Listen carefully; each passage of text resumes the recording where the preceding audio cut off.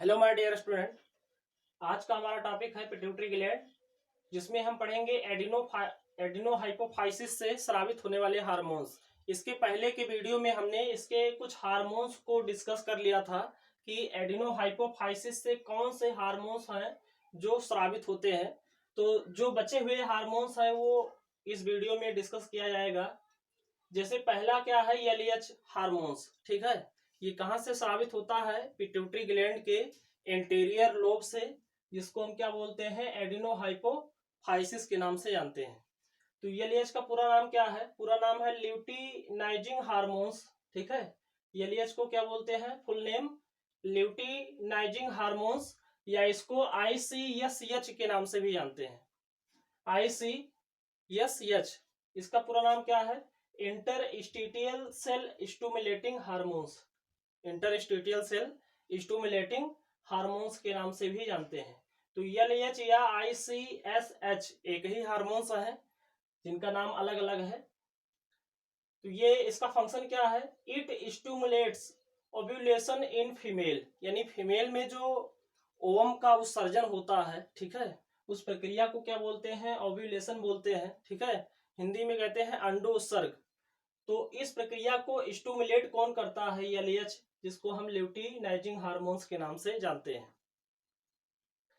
Hormone progesterone which is secreted by corpus luteum is also stimulated by LH, यानी कि जो corpus luteum है उससे जो हार्मोन्स निकलता है जिसका नाम है प्रोजेस्टेरॉन, जो फीमेल सेक्स हार्मोन्स है प्रोजेस्टेरॉन, तो इसको स्टिमुलेट कौन करवाता है? एलएच ही, यानी ल्यूटिलाइजिंग हार्मोन से इसको क्या करता है? स्टिमुलेट करता है। प्रश्न ये उठता है कि ये कार्पस ल्यूटियम क्या होता है? कार्पस ल्यूटियम, तो इसको आपको ये समझना है कि जो सेकेंडरी oocyte होता है, सेकेंडरी oocyte से जब ओवम बाहर निकल जाता है तो जो स्ट्रक्चर बचता है उसको हम क्या बोलते हैं?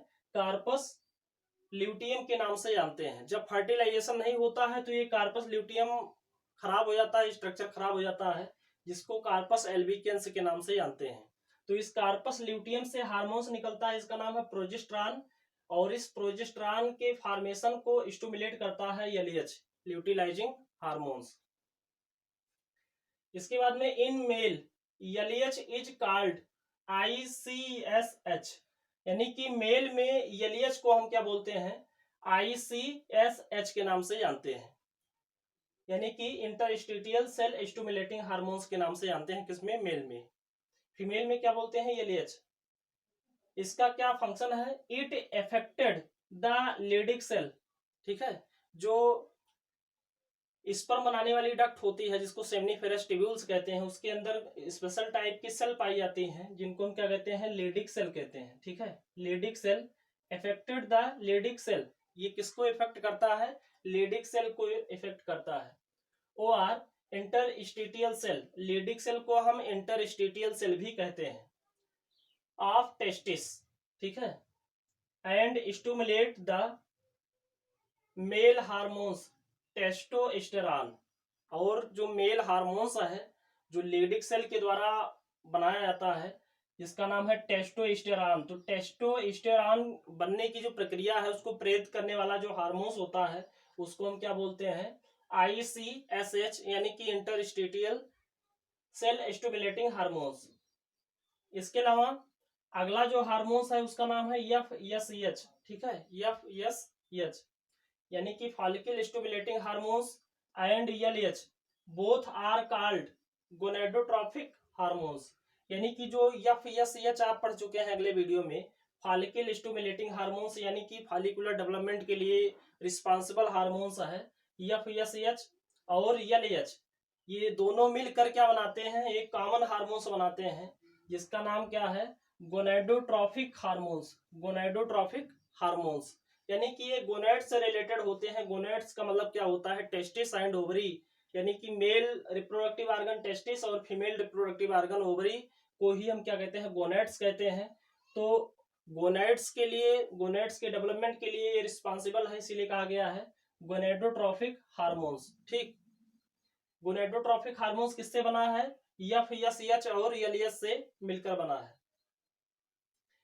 FSH and LH act as combined form so these are called synergic hormones. ठीक है, दोनों मिलकर काम करते हैं, ये FSH और LH।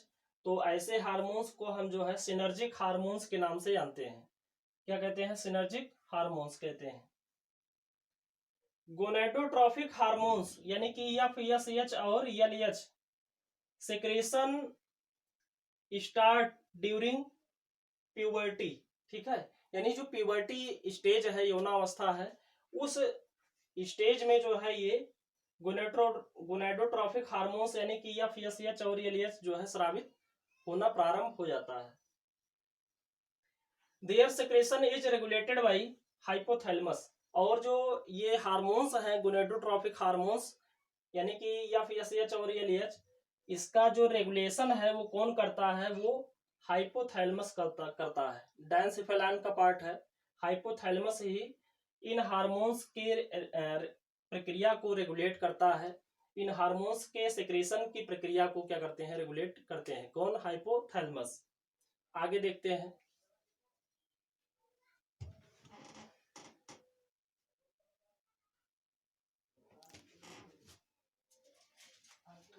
अगला हार्मोन्स है ल्यूटियोट्रॉफिक।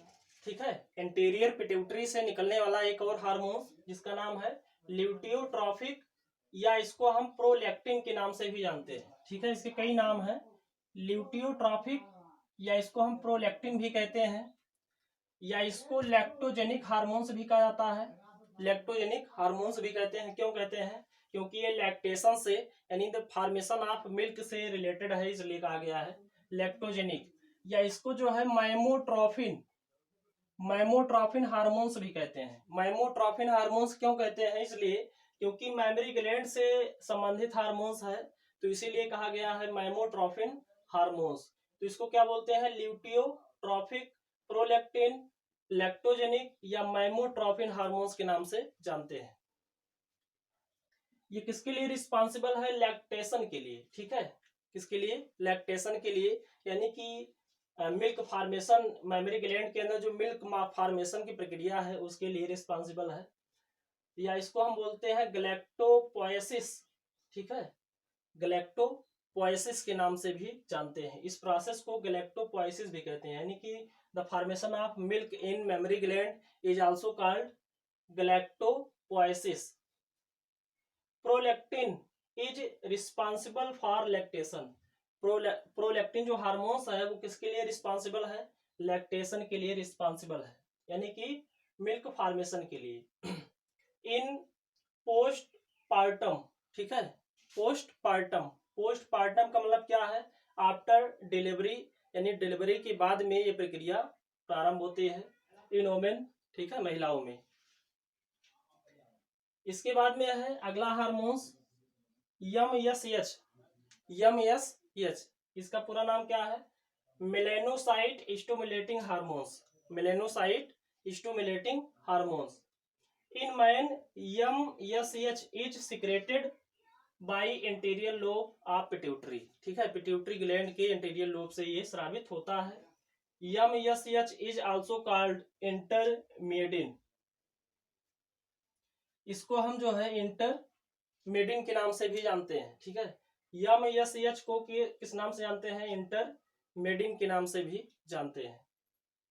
It stimulate the melanocytes. जो मेलेनोसाइट्स सेल्स होती हैं जो मेलेनिन पिगमेंट बनाती हैं, उसको ये क्या करते हैं? स्टिमुलेट करते हैं टू सिंथेसिस मेलेनिन, मेलेनिन के संश्लेषण के लिए। इन मैमल्स, स्तनधारियों में मेलेनोसाइट्स जो सेल्स होती हैं वो उन कोशिकाओं को MSH हार्मोन्स क्या करते हैं? स्टिमुलेट करते हैं, जिससे क्या होता है? ये कोशिकाएं मेलेनिन नामक पिगमेंट का संश्लेषण करना प्रारंभ कर देती हैं। ठीक है, इसके लिए अमीनो एसिड की आवश्यकता होती है जिसका नाम है टायरोसिन, और एंजाइम की आवश्यकता होती है जिसका नाम है tyrosinase. MSH is produce in all vertebrates. ठीक है, जितने भी कशेरुकी प्राणी हैं सब में ये हार्मोन्स जो है बनता है, MSH हार्मोन्स बनता है। But more effective in lower vertebrates. लेकिन सबसे ज्यादा प्रभावी किसमें है? तो जो लोअर वर्टिब्रेट्स हैं, ठीक है, उनमें ये काफी प्रभावी होता है। Hormones related with change in the colour of skin, और ये हार्मोन्स किससे संबंधित है? स्किन जो है, change in the colour of skin, यानी त्वचा के जो रंग, कुछ ऐसे वर्टिब्रेट्स हैं जो अपने त्वचा के कलर को चेंज करते रहते हैं, तो उसी से ये संबंधित है। जैसे एम्फीबियंस, जैसे फ्रॉग, इसके अलावा जैसे रेप्टाइल्स, सरीसृप है कुछ ऐसे, जैसे गिरगिट के बारे में जानते हैं कि वो कलर चेंज करता रहता है।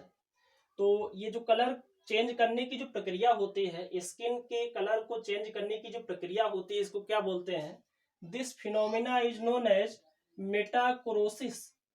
क्या बोलते हैं? मेटाकोरोसिस। अब ये मेटाकोरोसिस क्या है? तो इसका मतलब यही है, change in the colour of skin. ठीक है, त्वचा के रंग को बदलना ही क्या है? मेटाकोरोसिस कहलाता है। तो ये तो हो गया इंटीरियर पिट्यूटरी से निकलने वाले हार्मोन्स। अब हम बात करते हैं पोस्टीरियर लोब से निकलने वाले हार्मोन्स, यानी कि न्यूरोहाइपोफाइसिस के बारे में। ठीक है, न्यूरोहाइपोफाइसिस के बारे में। तो ये क्या है? पोस्टीरियर लोब है किसका? पिट्यूटरी ग्लैंड का पोस्टीरियर लोब है। Of pituitary is 1/4 part of gland. ठीक है, यानी कि ये जो न्यूरोहाइपोफाइसिस है, ये 1/4 पार्ट है किसका? ग्लैंड का, पिट्यूटरी ग्लैंड का। अब यहां से हार्मोन्स क्या निकलते हैं? एडीएच। एडीएच आप पढ़ चुके हैं, एक्सक्रीटरी सिस्टम जब पढ़ाया गया था किडनी के फंक्शन में, तो आपको बताया गया था एडीएच के बारे में। एंटी डाययूरेटिक हार्मोन्स, एडीएच, या इसको हम वैसोप्रेसिन के नाम से भी जानते हैं, वैसोप्रेसिन के नाम से जानते हैं। क्या काम करता है? It act mainly at the kidney. ठीक है, ये किडनी के ऊपर मेनली क्या करते हैं? एक्ट करते हैं। और क्या करते हैं? Stimulates reabsorption of H2O and electrolytes, यानी कि ये क्या करता है? रीअब्जॉर्प्शन ऑफ H2O, यानी कि जल के पुनर्अवशोषण की प्रक्रिया को प्रेरित करता है, उत्तेजित करता है। और इसके अलावा जो इलेक्ट्रोलाइट्स होते हैं, जैसे विभिन्न प्रकार के जो आयन होते हैं, उनके रीअब्जॉर्प्शन की प्रक्रिया को स्टूमुलेटेड एडीएच करता है। कहाँ पे? इन डीसीटी। ठीक है, कहाँ पे? ये चीज आपको बताया गया है। डीसीटी यानी कि डिजिटल कन्वॉल्यूटेड टिब्यूल, डिजिटल कन्वॉल्यूटेड टिब्यूल, जिसको हिंदी में हम कहते हैं दूरस्थ कुंडलित नलिका। हाइपोसिक्रेशन, यानी कि इसका सिक्रेशन जब कम हो जाता है तो क्या होता है? Hyposecretion of ADH cause diabetes insipidus. तो एक डिजीज हो जाता है जिसको हम, अगर एडीएच का स्राव कम होगा तो क्या हो जाएगा? डायबिटीज इंसिपिडस हो जाएगा। ठीक है, यानी कि इसमें क्या होगा कि वाटर लॉस ज्यादा होगा और वाटर ड्रिंकर डिजीज हो जाएगा। वाटर ड्रिंकर डिजीज, यानी कि उस व्यक्ति को जो है बार बार प्यास लगेगी। अगला हार्मोन्स है ऑक्सीटोसिन, या इसको जो है पिटोसिन के नाम से जानते हैं। ठीक है, ऑक्सीटोसिन, या इसको क्या बोलते हैं? पिटोसिन ही कहते हैं। ठीक है, तो ये हार्मोन्स क्या काम करता है? It is the main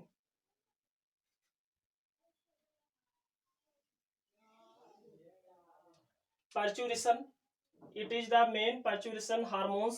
It stimulate fast and rapid constriction in non-stated muscles of uterine wall, यानी ये ऐसा हार्मोन्स है जो डिलीवरी के दौरान जो यूट्रस है, यूट्रस का जो वाल है, यानी कि जो गर्भाशय की भित्तियां हैं, उसकी पेशियों में क्या करता है? फास्ट एंड रैपिड, यानी बहुत तेजी से संकुंचन की प्रक्रिया को स्टिमुलेट करता है, प्रेरित करता है। ठीक है, तो एक विशेष प्रकार का दर्द उत्पन्न होता है जिसको हम क्या कहते हैं? लेबर पेन कहते हैं। तो ये लेबर पेन क्यों, कैसे उत्पन्न होता है?